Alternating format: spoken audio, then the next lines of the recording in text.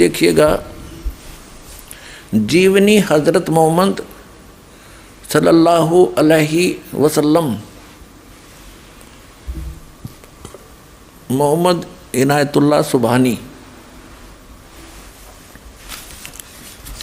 ये देखिएगा,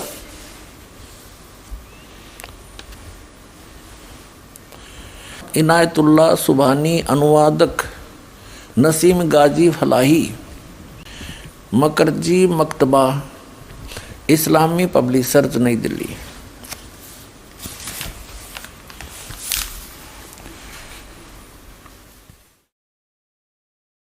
जीवनी हजरत मोहम्मद, SAW, हिंदी, इस्लामी साहित्य ट्रस्ट, प्रकाशन 8181, सर्वाधिकार प्रकाश का अधीन। नाम मूल किताब मोहम्मद अरबी उर्दू, प्रकाशक हैं मरकजी मकतबा पब्लिशर्स, D307, दावत नगर, अब्बुल फजल इनकलेव, जामिया नगर, नई दिल्ली। दूरभाष इतने फैक्स नंबर इतने। और मुद्रक हैं HS ऑफसेट प्रिंटर, दिल्ली, मुद्रक। ये देखिएगा पृष्ठ 64 पे, 64 पे। लेकिन ये मुबारक घड़ियां और खुशी के दिन जल्द ही खत्म हो गए। आप के सब बेटे एक एक करके अल्लाह को प्यारे हो गए। कासिम, तैयब और ताहिर सब अल्लाह से जा मिले। इनकी मृत्यु होगी तीनों पुत्रों की, कासिम, तैयब और ताहिर की। और जख्म पर जख्म लगते रहे, लेकिन आप सब्र करते रहे। बचपन में तो यतीमी का दुख उठाया। जब हजरत मोहम्मद जी माँ के गर्भ में थे तब तो पिता की मृत्यु हो गई थी। जब ये 5 वर्ष के हुए तो माता की मृत्यु होगी। 8 वर्ष के हुए तो दादाजी की मृत्यु होगी। एक यानी अनाथ की तरह जीवन व्यतीत किया। फिर 25 वर्ष की उम्र में एक 40 वर्षीय खदीजा नामक स्त्री, जो पहले 2 बार विधवा हो चुकी थी, उससे विवाह हुआ। उसके बाद उस खदीजा जी से इनको 3 पुत्र और 4 पुत्रियां प्राप्त हुई। तीनों पुत्र पिता के सामने मर गए। बताइए कोई भक्ति है? तो पुण्यात्माओं, दास का उद्देश्य है कि आपको सतर्क करके, और पहले जो हमसे गलतियां होगी, जिनका कितना भयंकर दंड हम भोग चुके हैं, कम से कम अब सावधान हो जाओ। इस दास के पास वो भक्ति है, आप सत भक्ति करोगे तो ये दुख नहीं हो सकते। बाप से पहले बेटा नहीं मर सकता, ये गारंटीड बात समझ लेना। अगदी नियम में रहोगे ना तो भक्ति की जरूरत ही नहीं है। बचपन से यतीमी का दुख यानी अनाथपने का दुख उठाया। बड़े हुए थे, अपने जिगर के टुकड़ों का गम सहन करना पड़ा। तीनों पुत्र मर गए। आपकी बेटियां ही रह गई जो 4 थी, जैनब, रुक्या, उम्मे कुलसूम और फातिमा। अब आपको दिखाते हैं हज़रत मोहम्मद जी की मृत्यु कैसे हुई। अब देखिएगा, हम यहाँ से शुरू करते हैं। ये वही है जीवनी हज़रत मोहम्मद सल्लल्लाहु अलैहि वसल्लम। अब इसके 307 पृष्ठ पर से पढ़ते हैं। हिजरत का 10वां साल था। प्यारे नबी हज के इरादे से मक्का रवाना हुए। आपके साथ 1 लाख से ज़्यादा बहादुर साथियों का काफिला था। इस हज को कहते हैं हिज्जतुल वदा, इसलिए कि यह हज आपकी आखिरी हज था। इसके बाद आपको मक्का, काबा और अरफात की जियारत का मौका न मिल सका। अब यहाँ देखा, ये 307 पर ही पढ़ रहे हैं। प्यारे नबी सल्लल्लाहु ने तकरीर करते हुए यह भी बताया कि मुसलमान आप कैसे रहें। फिर यहाँ बताया है, लोगों तुम्हारा रब एक है, तुम्हारा बाप एक है, तुम सब आदम के बेटे हो और आदम मिट्टी से बने हैं। खुदा के नज़दीक तुम में सबसे बेहतर वह है जो खुदा से सबसे ज़्यादा डरने वाला हो। ठीक, अब यहाँ जाते हैं। अब 308 पे पढ़ा आपने, 309 पढ़ रहे हैं, 307-8 पढ़ लिया। हिज्जतुल वदा को अभी 3 महीने से ज़्यादा न गुजरे थे कि प्यारे नबी सल्लल्लाहु अलैहि वसल्लम यानी हज़रत मोहम्मद जी पर बीमारी का हमला हुआ, और वह भी इतना ज़ोरदार कि इससे पहले कभी न हुआ था। बुखार इतना तेज़ हुआ कि आँखों से नींद उड़ गई। रात का समय था। आप सल्लल्लाहु बिस्तर से उठे और घर से बाहर आए और मुसलमानों के कब्रिस्तान की तरफ चले। वहाँ पहुँचे तो फरमाया, तुम पर सलामती हो हे कब्र वालों। आप सल्लल्लाहु ने हज़रत मोहम्मद जी ने उनके लिए नजात की दुआ की। उसके बाद घर लौट आए। प्यारे नबी सल्लल्लाहु यानी हज़रत मोहम्मद बीमार हुए तो सबसे पहले आपको कब्रिस्तान की जियारत का ख्याल आया। कब्रिस्तान जाने पर यह एहसान भी शामिल था कि अब आपके जाने के दिन करीब हैं। प्यारे नबी सल्लल्लाहु का नियम था कि एक एक दिन प्रत्येक बीबी के यहाँ ठहरते। बीमारी की हालत में भी आपके इस नियम में फ़र्क नहीं आया। बारी बारी आप हर बीबी के यहाँ जाते रहे। 5 दिन तक ऐसा ही चलता रहा। फिर हालत बहुत ज़्यादा ख़राब हो गई, चलने फिरने की ताकत न रही। हज़रत मोहम्मद जी के 11 पत्नियाँ थीं। इसी में वर्णन है, समय आने पर दिखाएंगे। अब 310 पर पढ़ेंगे। कमज़ोरी बहुत ज़्यादा थी, बेसहारा चलना आप सल्लल्लाहु के लिए अब मुमकिन न था। हज़रत अली और हज़रत अब्बास आपको सहारा देकर बड़ी परेशानियों से हज़रत आयशा के यहाँ लाए। सिर दर्द की ज़्यादती के कारण आपके सिर में रुमाल भी बांधा गया। मुसलमान उदास थे, बेचैन और बेकरार थे, क्योंकि उनका प्यारा बीमारी के बिस्तर पर था और बीमारी हर क्षण बढ़ती जा रही थी।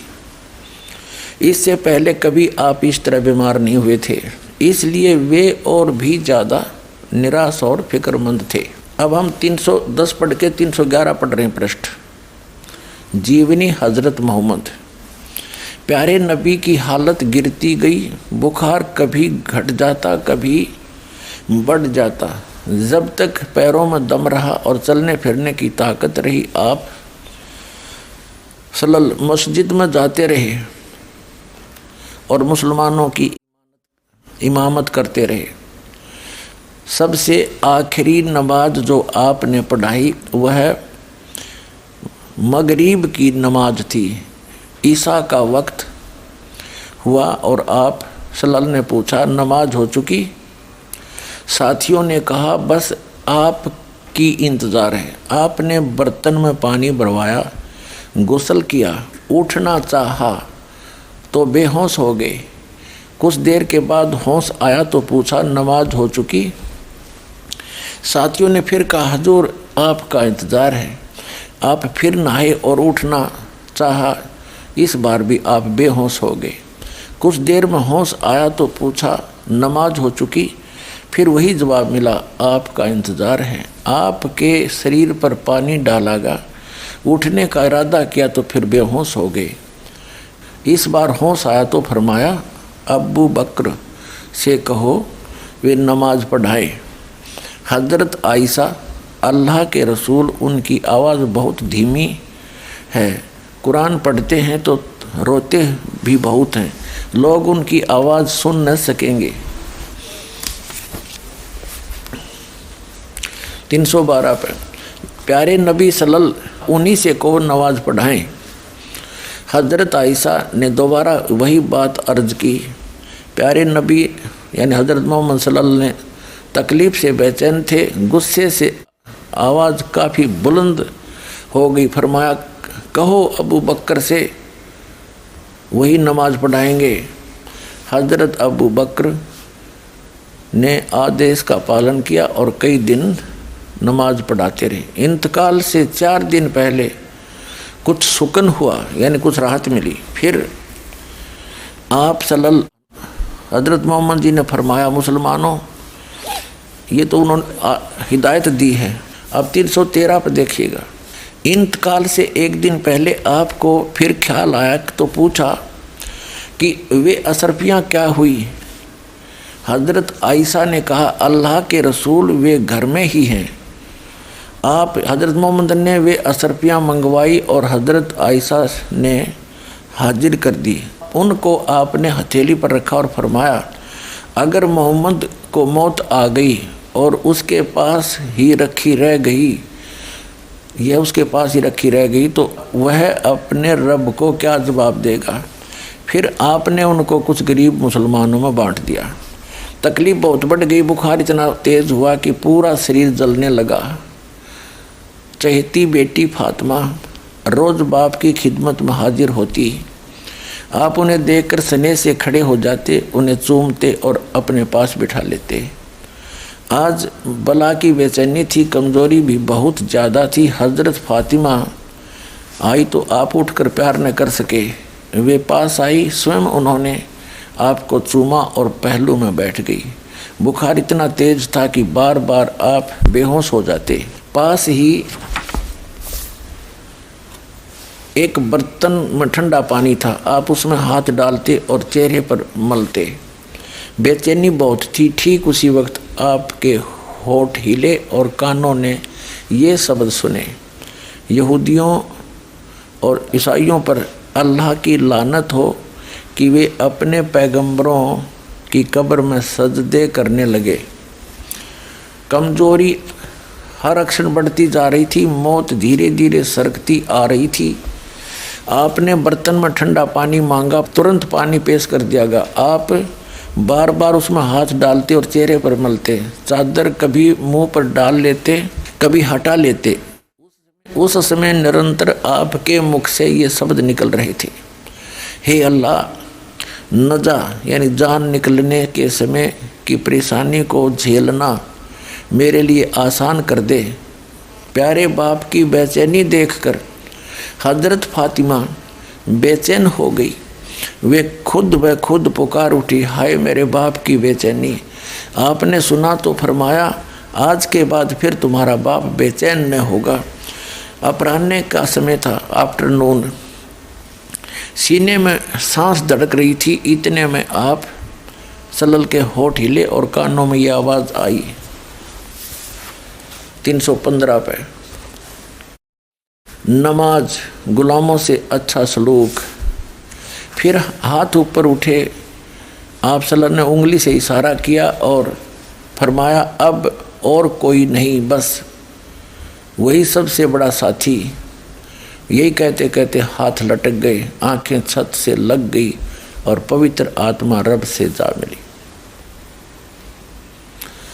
इंतकाल के समय यानी मृत्यु के समय आप सल्लल्लाहु यानी हज़रत मोहम्मद जी की उम्र 63 साल की थी। गुरु नानक साहब वो काफ़ी मुतासिर थे संत कबीर से, इसीलिए गुरु ग्रंथ साहिब में कई संत कबीर के दोहे हैं।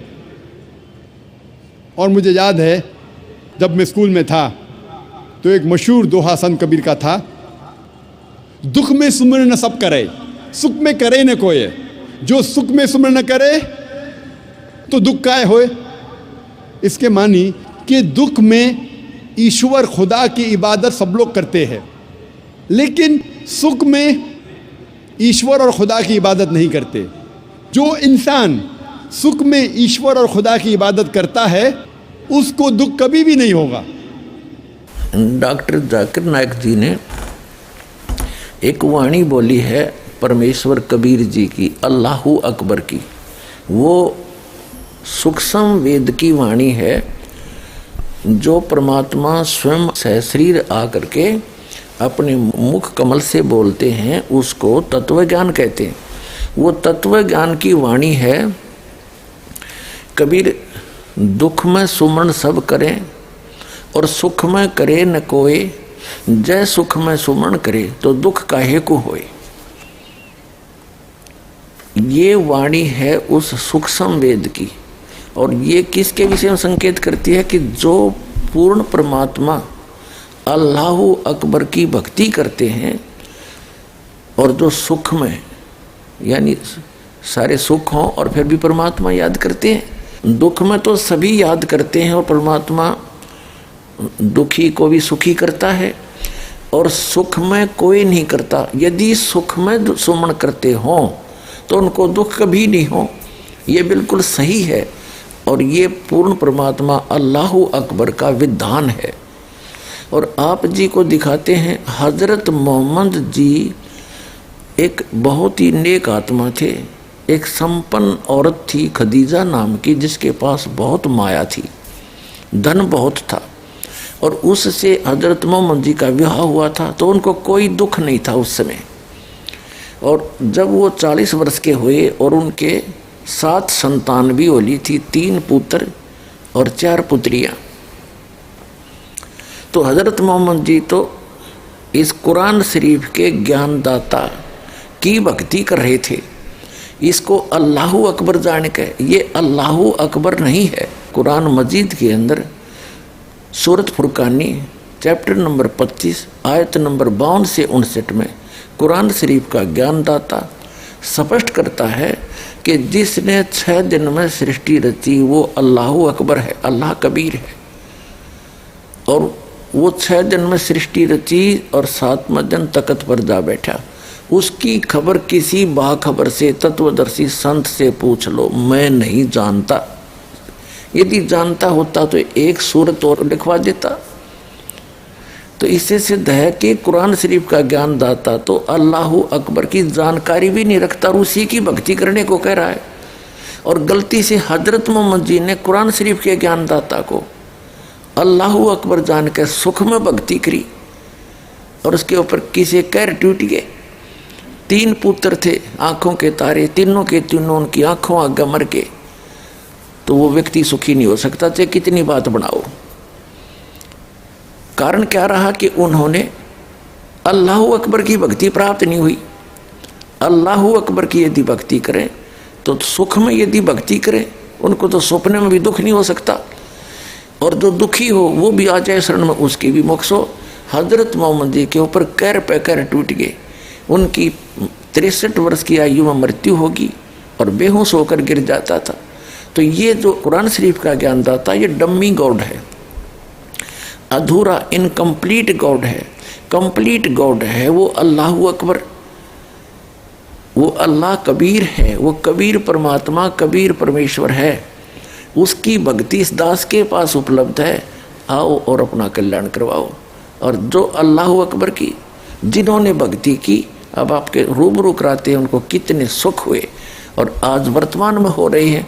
ये उस अल्लाह अकबर की भक्ति कर रहे हैं जिनके ऊपर दुख नाम की चीज़ नहीं आ सकती। और जैसे हजरत मोहम्मद जी के ऊपर कैर पे कैर टूटे और अंत में कैसे मृत्यु हुई, धिक्कार ऐसी भक्ति को। वो भक्ति नहीं और वो भगवान नहीं जो इतनी भी रक्षा नहीं कर सकता।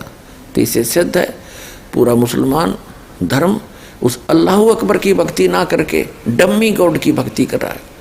वो कंप्लीट गॉड की, अल्लाह अकबर की, उस परम अक्षर ब्रह्म की भक्ति इस दास के पास उपलब्ध है। आइए और प्राप्त करिए, अपना मोक्ष कराइए। तो पुण्यात्माओं, दास की प्रार्थना है वो सत्य भक्ति इस दास के पास उपलब्ध है। आपको कभी दुख नहीं होगा, परमात्मा हरदम साथ रहेगा। वो अल्लाह अकबर की भक्ति उसने खुद आकर के यहाँ बताई है। वो ज्ञान इस दास के पास उपलब्ध है, उसको प्राप्त करो, अपना कल्याण करवाओ। पुण्यात्माओं, जीव हमारी जाति है, मानव धर्म हमारा हिंदू मुस्लिम सिख ईसाई, कोई धर्म नहीं है न्यारा। बोलो सतगुरुदेव की जय।